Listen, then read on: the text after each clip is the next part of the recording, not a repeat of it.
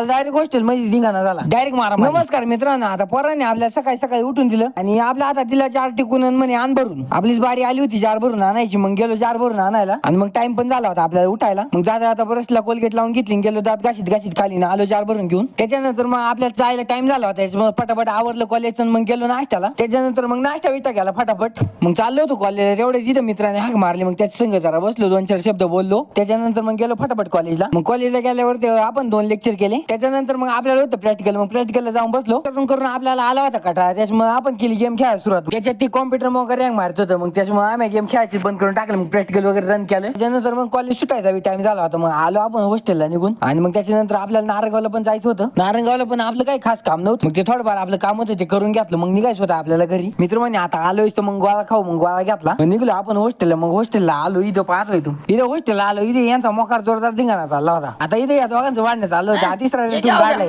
आता याच्यावरून तुम्हाला काय असं बारीक कशी पलटी होती. ब्लॉग कसा वाटला कमेंट करून नक्की सांगा.